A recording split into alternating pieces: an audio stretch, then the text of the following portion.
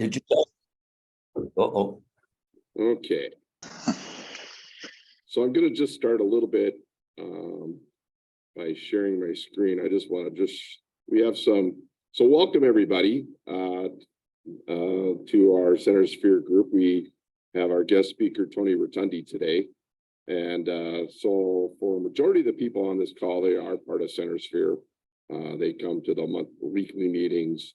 But there's some people on here that are brand new that I have invited. So I just wanted to do just a real short little overview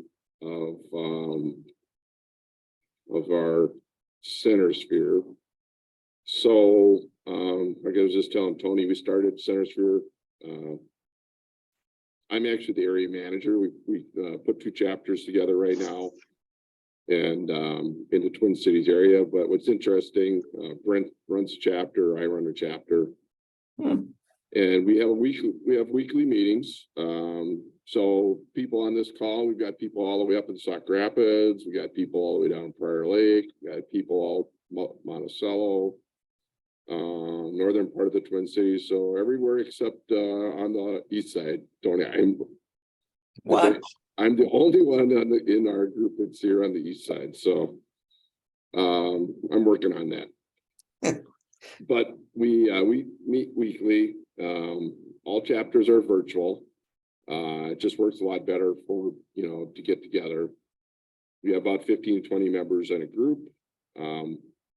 We do a monthly in-person event somewhere in the Twin Cities, generally at a brewery or at a wine bar. Like I said, everybody pretty much is B2B, maybe a little B2C, but very focused on B2B. And the meetings only last 1 hour per week. So we're really here. This is about giving, so here refer business, build relationships, really share business connections, mastermind together and participate in social events. But really, we're here. The first thing we always talk about is people introduce themselves a little bit, but we're like, tell us what we can do to help you. And so one of the things, really is to have people come prepared for, a very specific ask we ask for. It's just easier for us to help them connect. But it's a learning experience. We have a group of people. Some are very good networkers. Some of them are, learning. Some of them are doing it as they find time. So that's a little bit about the Center Sphere group. Thank you. So let me talk a little bit about Tony. I met Tony 10 years ago. Tony. I was my third time. I believe I had here then. No, probably not. Yeah. I was my third time through job transition. I had interviewed with 4 companies, vice president of sales and marketing. And on a Friday before Memorial Day, they all decided to say, yeah, I don't think so. I remember being very upset that I wasted 4 months of my time. And somebody said, you should go see Tony Rotondi. Okay. So I remember reaching out, and I think I got Tony at an opening like the following Tuesday. And I sat down with him and I listened to him. And he kind of, I could quickly see that this was a fairly simple process. And Tony introduced me to people, and I can tell you half of those people you introduced me to, Tony, I knew who they were. And I remember them saying, I don't know why Tony introduced us, but but he did. So let's get together and figure out what we can do to help you. And I ended up in a job transition group that I was running in Woodbury. And one day they did an intervention on me. And they said, Tim, we're really concerned about you. You network with 2 people a day. You go to networking meetings every day. We just want to know when you're going to find a job. And I said, I think this is how you find your next opportunity, because I'm talking to people, I'm learning things, I'm figuring out what I can do to help them, and I'm energized like you wouldn't believe. And And so then I asked them, so what do you guys do? And they go, we don't do that. I go, why not? And they go, well, that thing about, well, how do you, we have to ask about, how can I help you? We have no idea how we could help anybody. So the point of all that is that I just went out and did it and understood it. Everybody else was waiting. And so there's some fear or some issues people have about doing this. But anyway, so, and at the end of the day, Tony changed my life. And today I'm very grateful for what I've learned. And I've been doing 2-a-day for 5 years. And it's just amazing, the people you meet and the partners you find and the friends you create. So, okay, Tony. Well, I'll tell you what, thank you for that.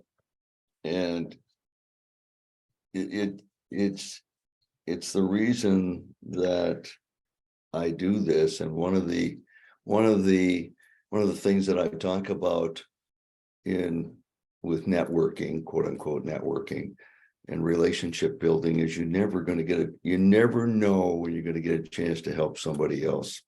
And you never really know, or sometimes, seldom do you really know when you really did help somebody. And when you say, and it might be an exaggeration, but when you say you change the meeting that you and I had changed your life, that there's nothing more satisfying, exhilarating, exciting for me. I'm getting the shivers up and down my back here as I say that. So thank you for that. I appreciate that very much. Yeah. So as some people here have met you, but when somebody comes to sit down, you talk about, so tell everybody about your philosophy, and it's kind of a process that you kind of talk about people go the journey, right? Typically, and typically, because networking is it has this negative connotation, and that it's inextricably connected to unwanted job search. And these are most of the time I'm meeting with people who are in some kind of change, some kind of transition, some kind of and mostly unwanted change, unwanted transition. And so oh no, I have to go out and network. I might even have to go across the river and meet with somebody I don't know and tell somebody and tell my life story to a complete stranger. And I'd rather paint the back bedroom. I know it's the right thing to do, but I'll start that tomorrow. And in the meantime, I'll find some other things to fill up my time here while I'm in transition.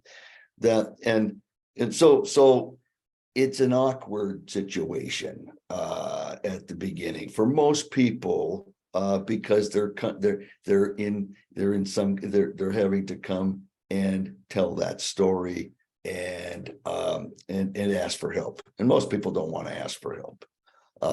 We're all in that situation, that we're all ready to give the help if somebody wants it, no doubt about that. But to ask for it is a different story. So what I try to do is tell my story, and because people don't know anything about me, and so I tell what I say is the thumbnail, but it always morphs into I go on and on and on, and I take up a fair amount of time with it.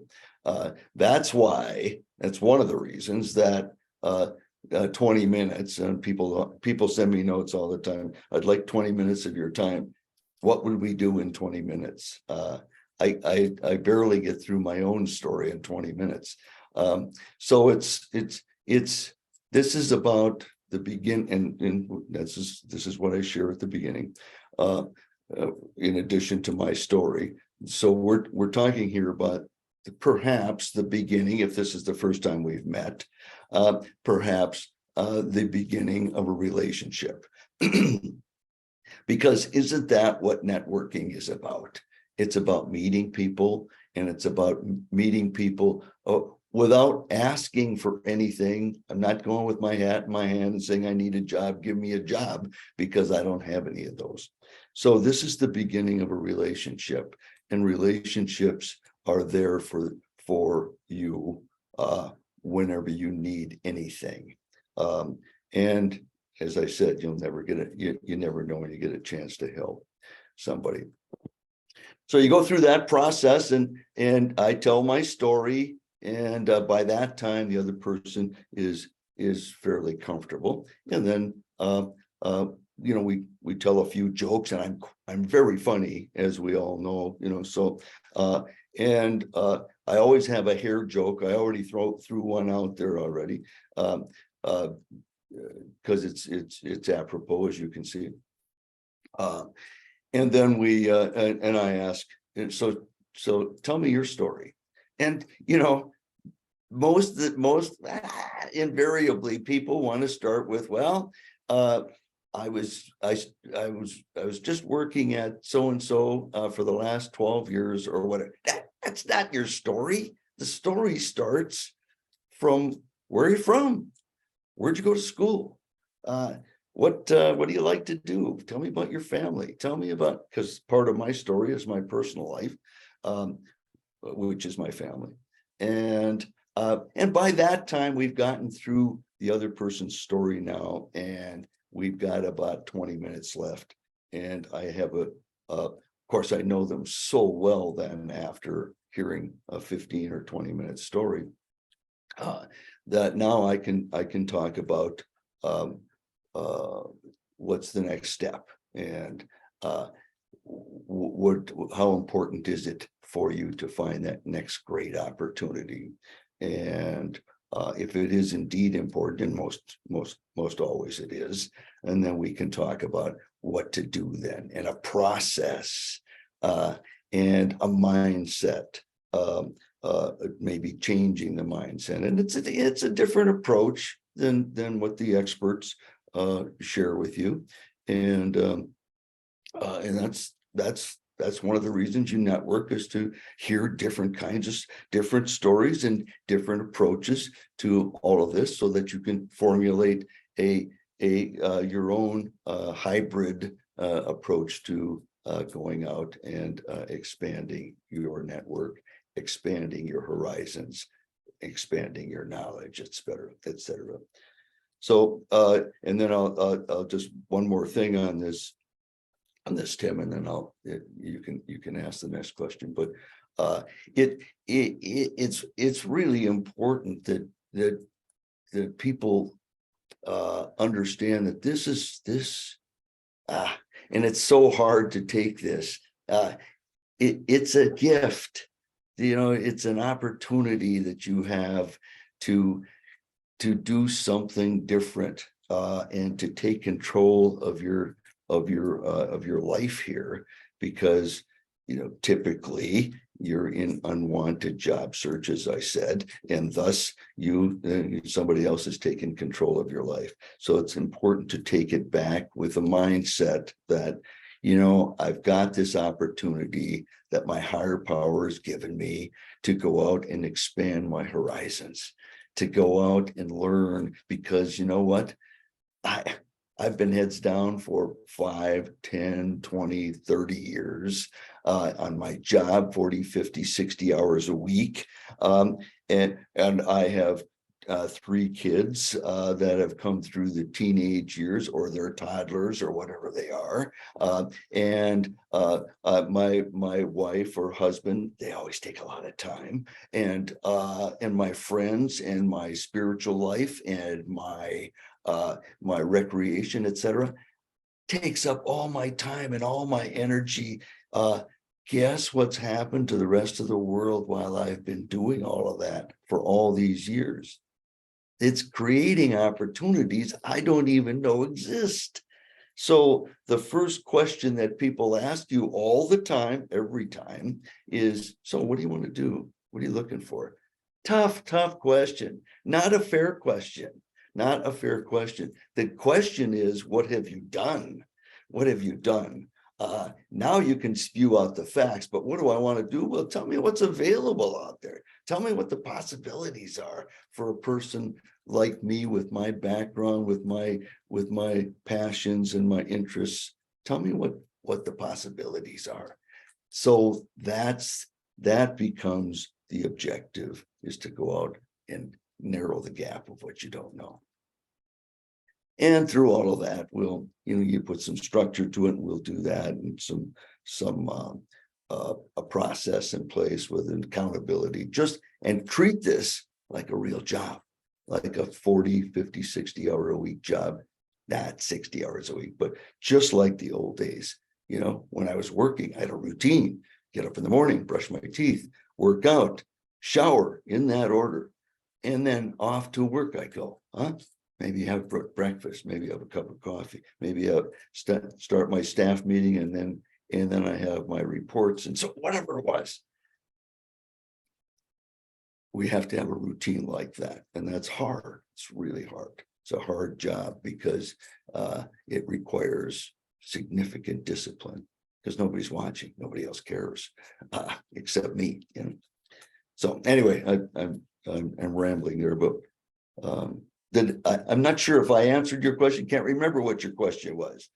I just said those, your philosophy and your process, but so you're known as the godfather of networking. So tell them a little bit about yourself, Tony. How long, the story of, how long you've been doing this? How did you get into it? Why do you do it?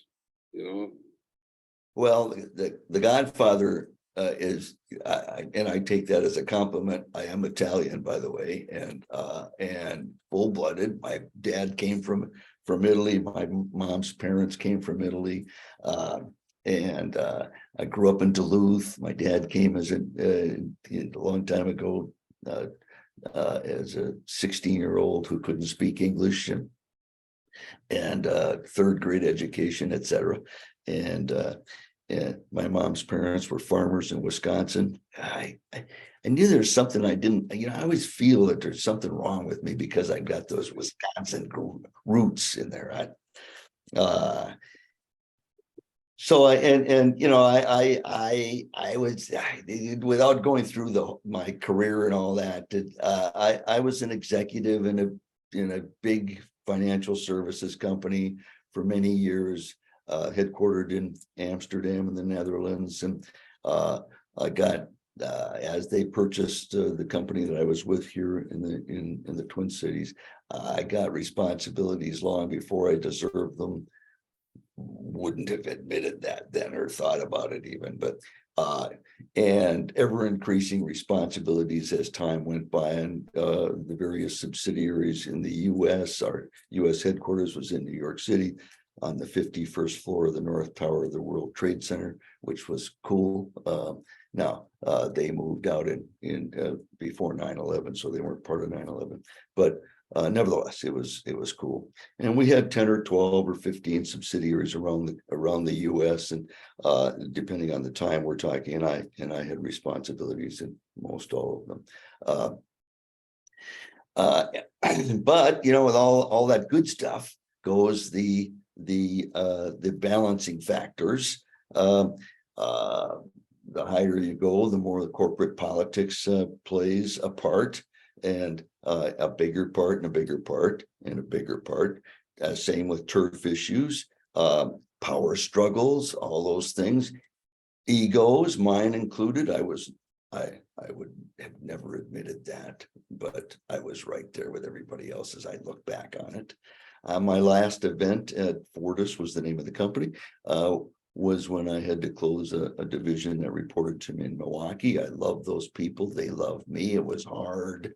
And now it was a different time, people. It was a different time. We found jobs for everybody. It was the 90s. We found jobs for everybody. We had job fairs, competitors came in, snapped up people. We moved people to other subsidiaries, etc. Everybody was happy. I decided, though, with my wife's wonderful encouragement, that I'd had enough, and I decided to retire.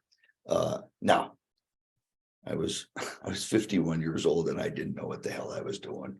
I really didn't. We all have our thoughts on what retirement's going to be, but you don't really know until.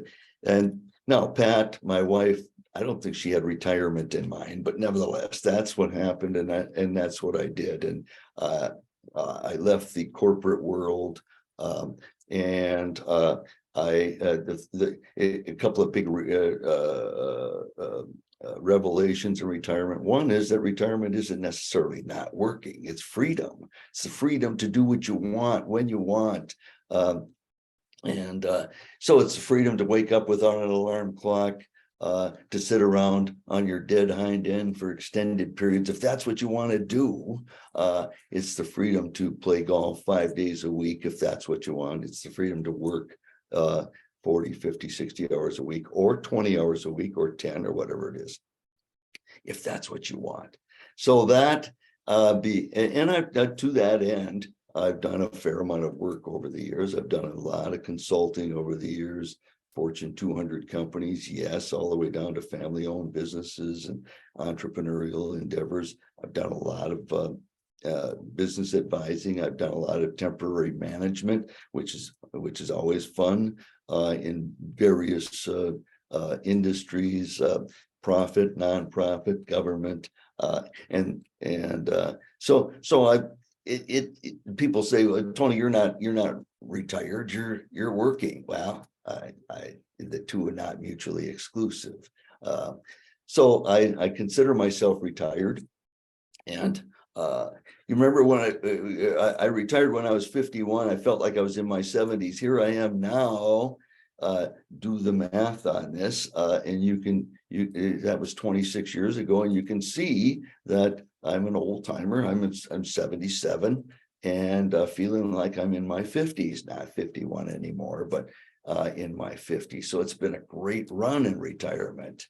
The second big revelation, and that's, the first thing I did when I retired was I went back and it became a project. This is pre social media.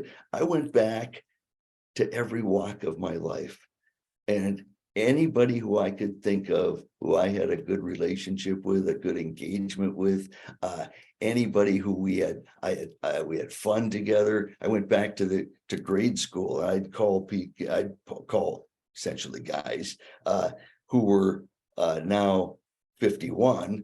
But remember me, Anthony Rotondi? We were in Miss Carlson's class in 4th grade. You remember that? Oh, yeah. We used to chase the girls around at recess. And that, of course, you could do that when you're 10 years old. So, and it was that sort of thing. Grade school. I went through my high school, my college career, my Army life.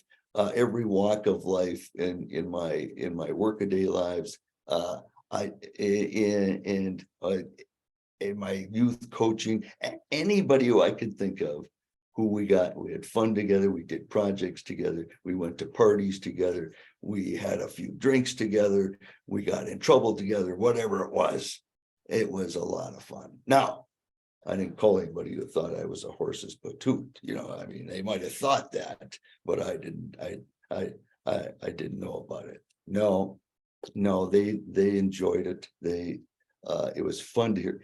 Now, some of those people that I re-engaged with are my best friends now, and so out of that came I started volunteering at a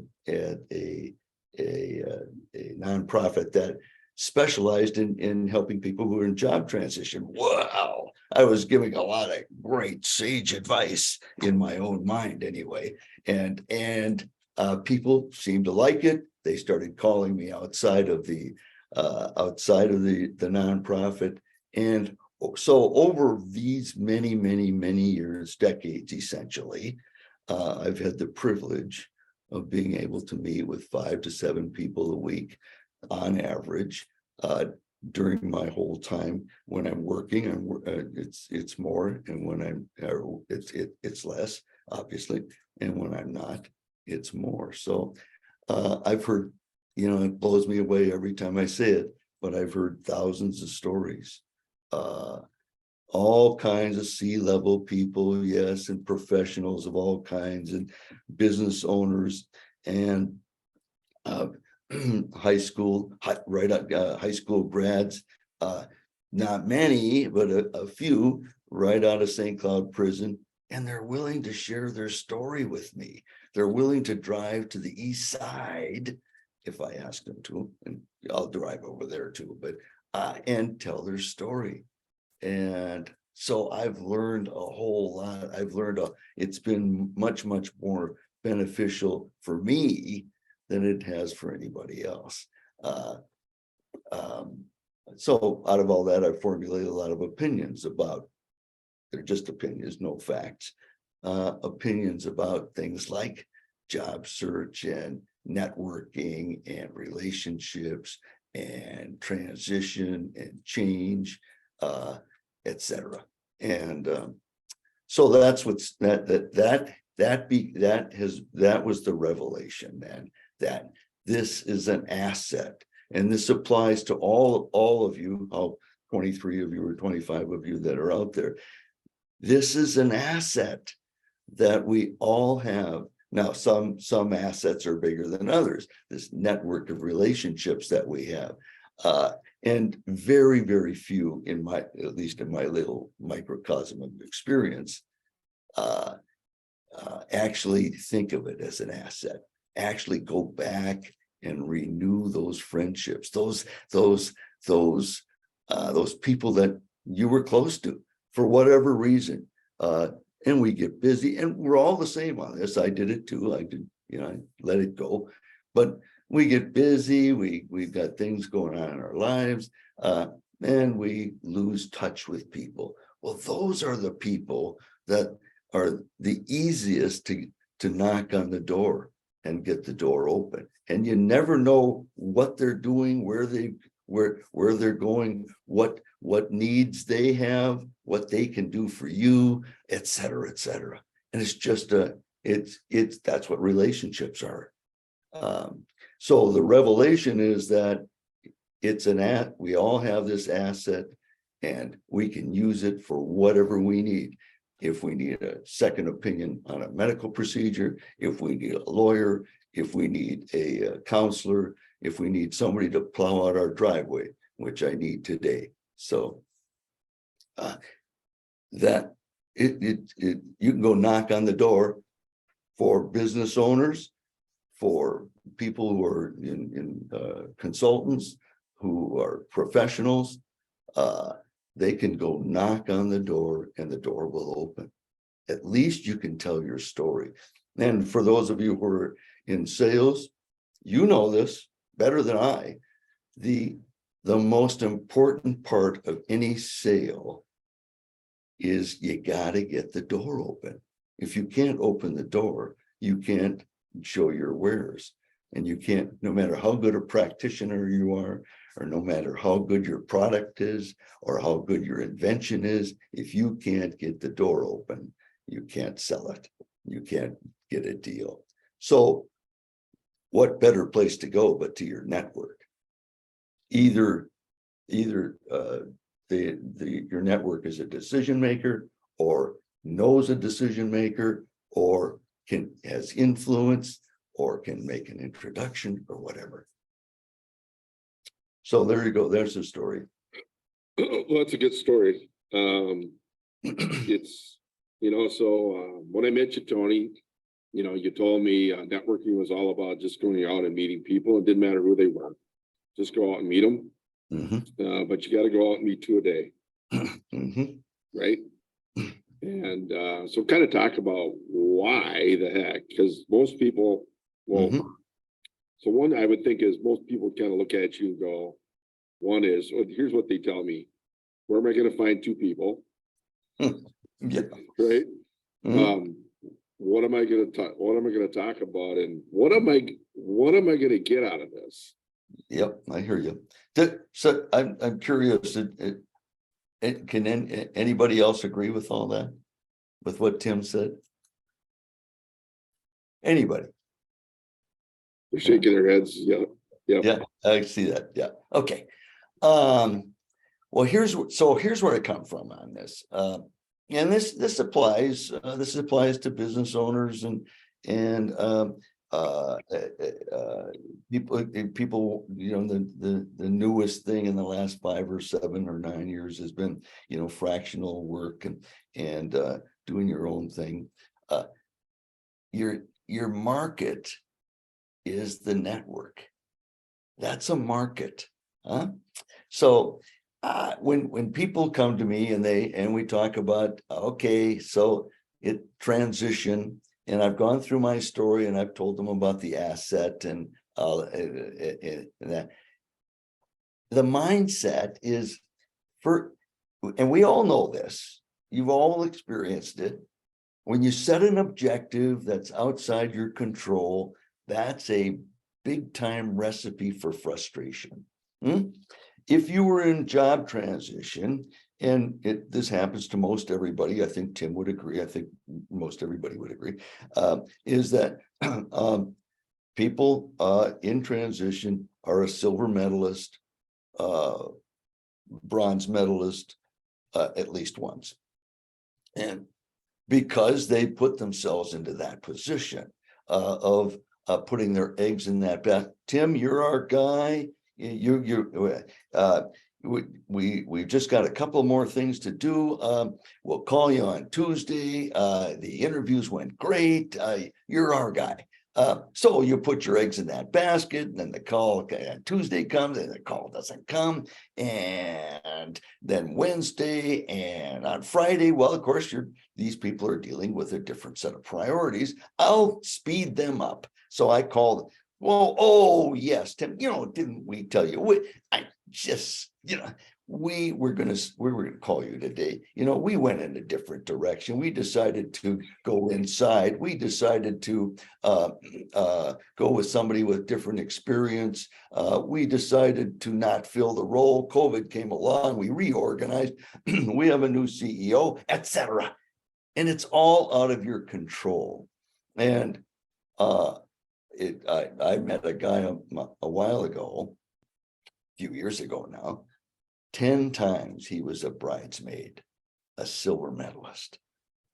Frustrating every single time, and every time it got more and more frustrated. And that also fits for closing any deal. It's because you can't control any of that. You can control the process, but you can't control the outcome. And by the way, the outcome for a person in transition is here's the offer. Now you can control whether you take it or not. So that makes sense, doesn't it? The mindset then is, I don't want you to be in that situation, to be in a situation where I got to find a job, really urgent, got to find a job. Well, if that becomes my objective, that is out of my control. So I'm setting myself up for, at the very, very least, frustration. And it could go, and it can go beyond that, obviously. So what I advocate is that we got to have an objective that's within our control. And as long as we have time during the day, this is a full-time job. This is not a hobby. This is not a hobby. If you're running your own business, it's not a hobby. If you're running a fractional business, it's not a hobby, because we're great at the practicing part of this, yes, but going out and finding the work is hard work, and it's not fun. Well, put it all together, it's a full-time job, and we got to treat it as a full-time job. We can't in our previous lives, we went to work and we worked all day, sometimes 8, sometimes 10, sometimes 12 hours. And it was, that was the routine. We can't now say, well, we're going to run errands in the middle of the day, or we're going to play golf, or we're going to take our kids to school, or whatever it is. That's not part of the deal. We have to think of it as a full-time job. That's part of the mindset. Part of the mindset is we have to have an objective that is that is within our control, that we can go out and expand ourselves and meet with people.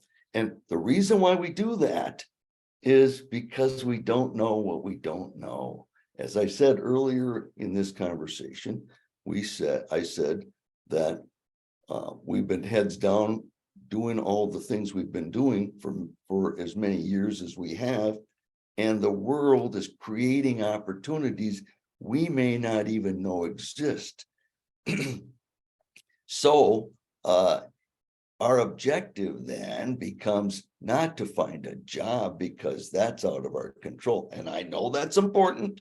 I know that's critical, but we have to think, if we have to have the faith, the trust in ourselves, that if we put a process in place, we think of it as a full-time job, we treat it as we did in our previous full-time jobs with an accountability, etc. If we do that, then we are going to expand ourselves. Yes, we're going to expand our knowledge.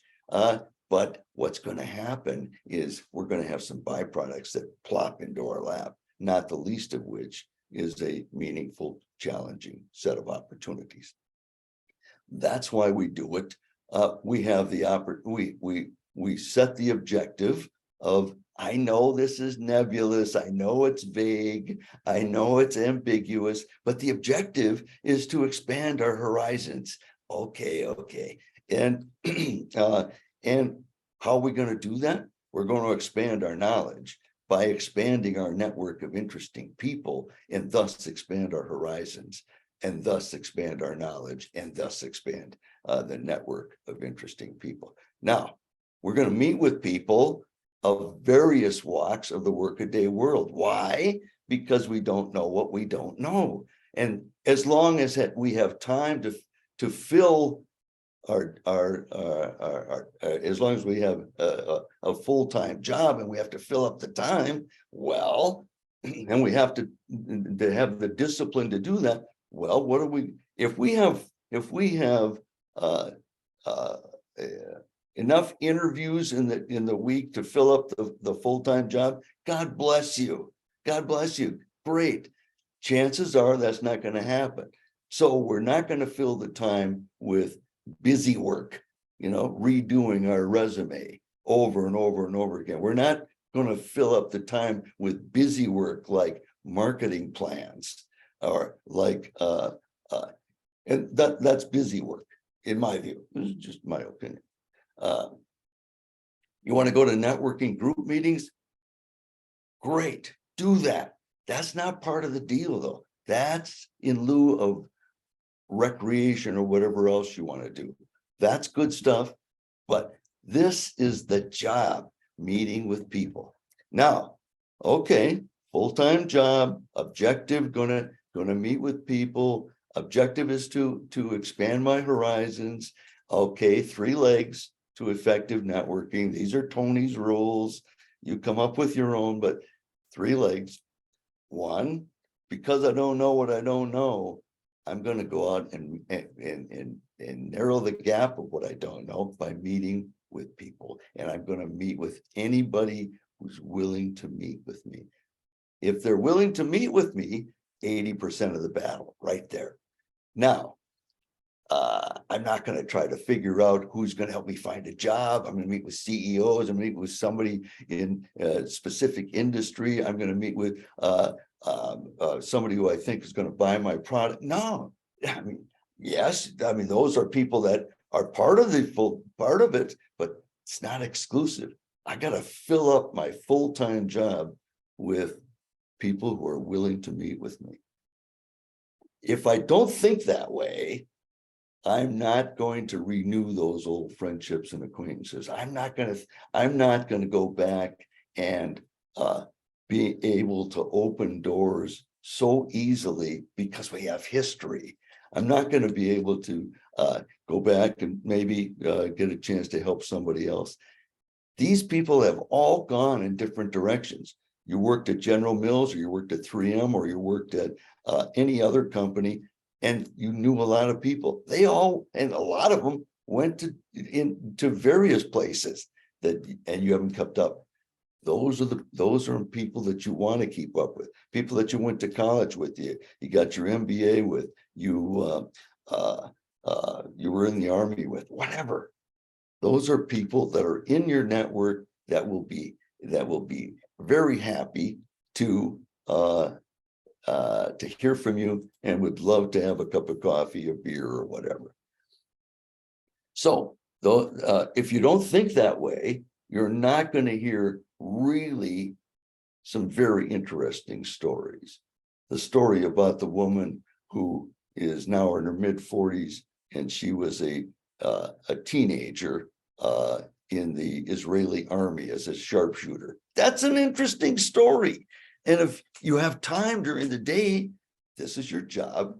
You get to hear those stories. So now you become a hit at cocktail parties, because you got stories that other people haven't heard. If you don't think that way, you're not going to hear the story about the guy who was in his 50s and he gave up his C-level job, Fortune 200 company, downtown Minneapolis, because Tony, I'm a composer and a playwright, and I've written 30 songs and I've written a play, and it's a musical, obviously, and putting it on at the Jewish Community Center in St. Louis Park. Would you like to come to see? Well, sure. Pat and I went to see it and it was great. I'm not a critic, but it was great. And one thing has led to another over the years now, and he's taken it out to community theaters around the country. Pre-COVID, he was all set and really working on his funding, tall order, of course, to take it to Broadway. Now, that's an interesting story. And there are, everybody has interesting stories. Some are more interesting than others. But that's a great way to fill up your time, because it's another graduate degree, if you will, just expanding yourself, expanding your knowledge. That's the first leg. Second and third will go much faster.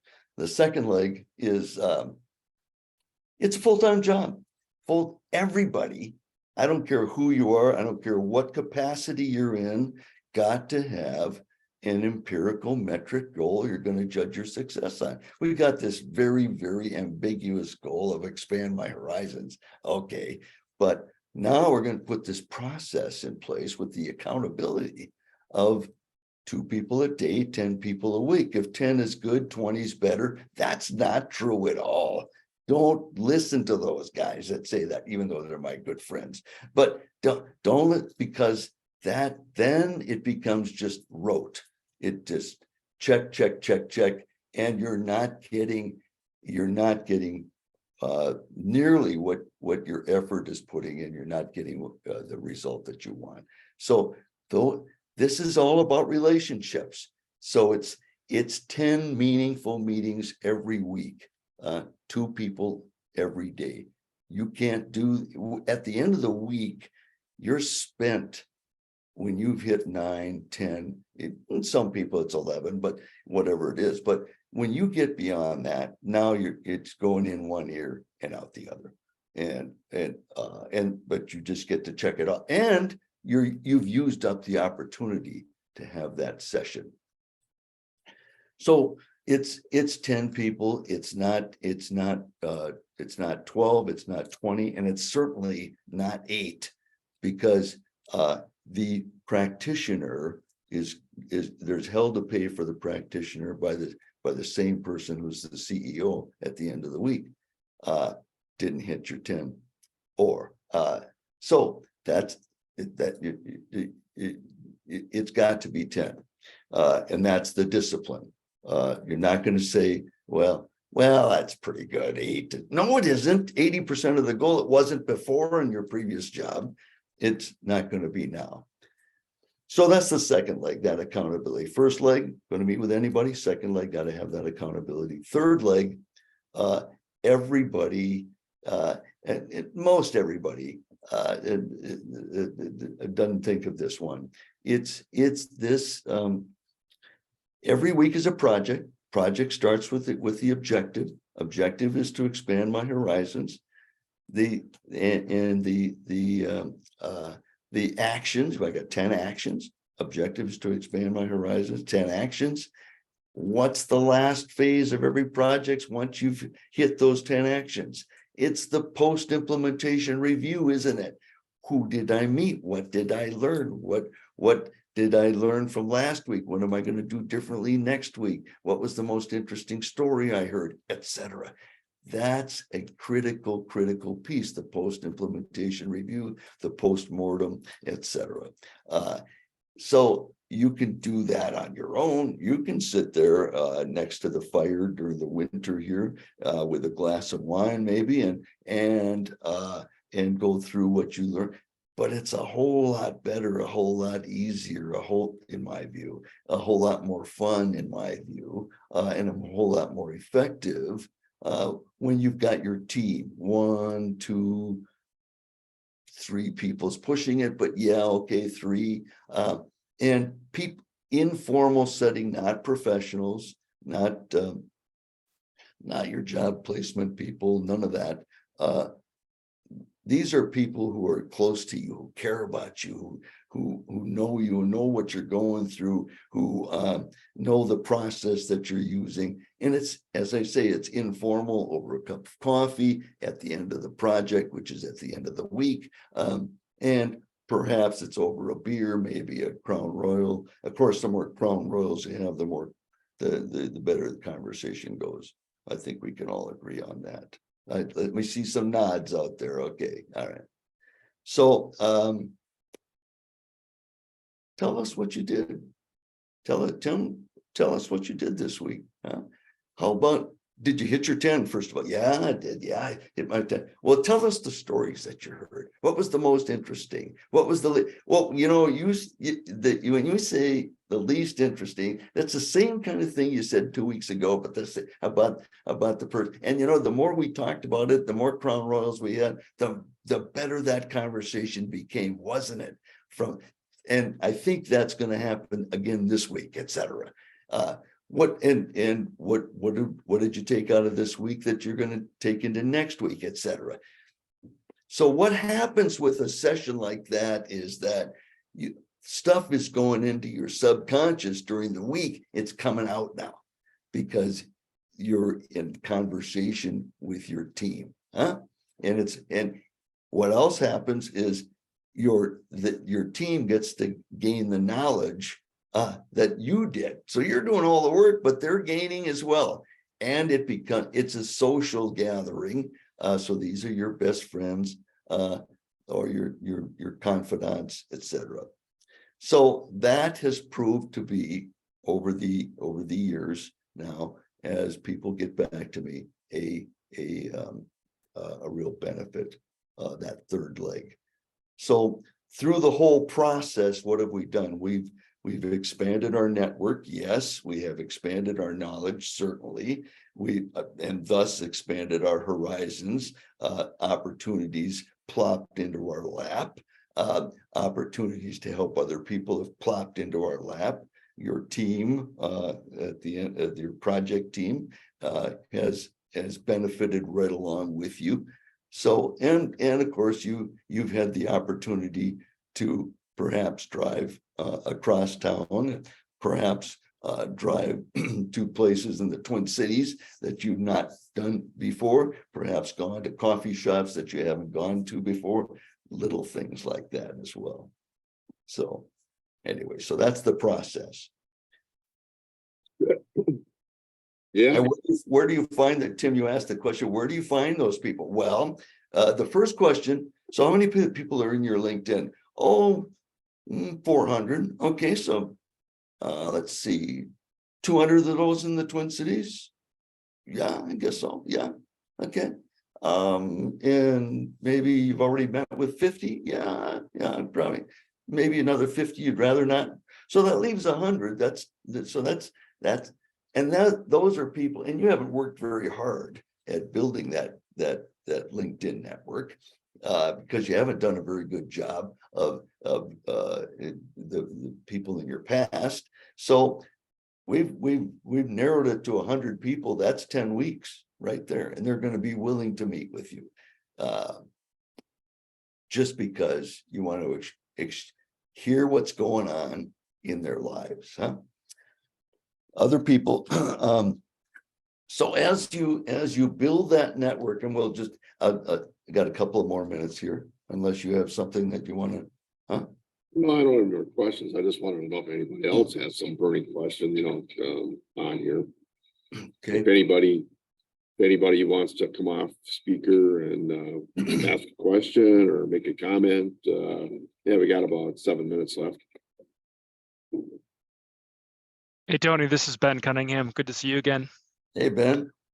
Just real quick, when you're either doing fractional work or you're, at a workaday job, how many networking meetings would you expect someone to get? Still the 10? And how would that look during the day? No, I don't expect that. I'm talking about people who are in transition or don't have, or between gigs. That's a full-time job. Then where the 10 come in. Okay. When you have a gig going and you're a fractional gig and you're working 10 hours, then you're going to fill up your full-time job with however many that is. If it's 6, then you're going to set it. You're setting it at 6, and you're going to hold yourself to 6. If it's 8 or 2 or whatever it is. Great, thanks.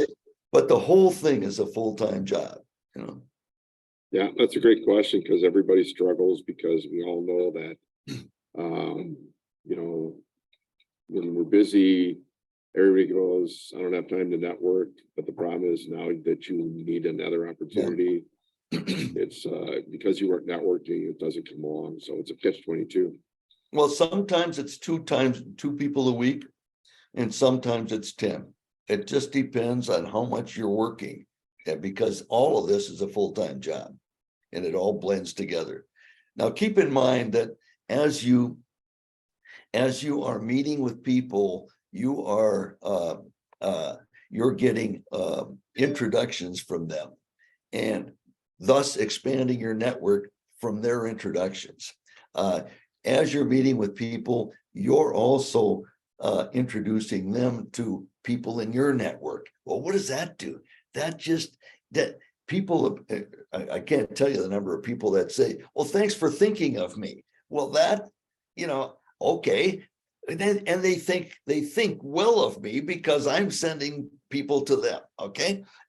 And so what does that do? That just enhances your reputation, doesn't it? And people who are in positions like many of you have, as business owners or consultants or fractional people, your reputation is the key. And this is really an objective of effective networking, is to continue to nurture that reputation, build it, nurture the network and build that reputation by expanding and sending people, and you get the idea. Yeah, I mean, anybody probably got time for one more question or comment? Anybody want to come off mic, off mute? I know we got a very shy bunch here, so. I'll comment. Yeah. So I met Tony like 4 years ago when I was in job transition, and I was doing like 6 a week. And Tony was, and again, I had to go to the east side and I couldn't find him the first time. So I felt so bad. And he said, you need to be doing 8 to 10 a week. And, I took it serious, and it does make a huge difference. And now I do 3 a week at least, all before work, because I can't during my work hours, but it pays off. People come to you for your business, and it's fun but it takes time. It takes years sometimes, but it happens. Patience. Lots of it. I just like to emphasize, when Tony and I met, and Tony, I asked you to expand on the whole idea that networking is the activity of experience, right? So you hit on that several times, and everybody here, for the most part, everybody here is not looking for a job, but they're looking to expand their network and grow their own independent business. But just the activity of networking you would get to experience what you don't know that you don't know. That's right. And you know, it's not a transaction. It's not a one-time transaction. I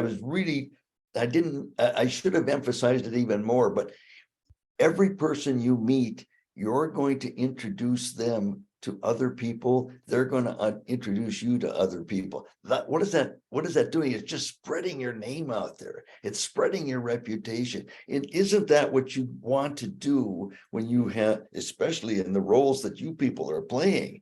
This is how you're building your business, as opposed to a transaction where you're knocking on a door and say, you want to buy some consulting? I mean, that's not going to cut it. It's so hard to do it that way. And most people aren't successful with it. Anyway, I do thank you for still hanging in there. We still have everybody in. Okay. So, Yeah. appreciate you No, listening. I appreciated it when you came and spoke in the network group. That's almost 3 years ago. I tell everybody, Tony, that you're the most theatrical speaker I've ever seen in front of a group. You are. Well, I'll tell you what, it's harder. It's harder when you're doing it like this because you don't see the audience, and you don't see the smiles or the frowns or the body language, etc. So yeah, I know it is. Yeah, but you know, like I said, you've got people probably 100 square miles here on this call, so it's that was probably the best way. And well, there's my good friend Gail Noakes over there. I haven't seen you in years. Oh, but I know about you a long time. Oh my gosh, you're so gracious in meeting with people when I ask you to. Oh, it's so nice to see you. It's so great to see you too. What happened to your ears? Oh, those are my headphones. Yeah. Everybody, Tony and I had the pleasure of working with each other in the mid-90s. Yeah. And so thank you, Tony, for all the interesting people you send me. It's been great. And vice versa, Gail, vice versa. Yeah. So my last comment here is, if you have not met Tony in person, I highly suggest you come across the river or over to Woodbury and sit down with this gentleman. You never know, what little nuggets you'll get from him, who he will introduce you to. And you never know, he might just change your mindset. We'll just go that way, okay? So I would like to wish everybody a Merry Christmas. I hope you enjoy all your time with your family, and go, you know what? Go back out, reach out to those people you haven't talked to for a long time. Right? I like it. Yeah. I tell everybody the finding their clients is the easiest thing, because you're just going to go back to talk to everybody you know. Just like Tony, you said, you know a lot of people, but you don't know what they're doing or what you can do to help them, or vice versa. So there you go, 2023. Get out there and call your friends and figure out what's going on. Merry Thanks Christmas again, Tony. Merry Christmas. Thanks, you, Tony. Judy. I appreciate your comments. Yeah. Thanks, Tim. Thanks, Tony.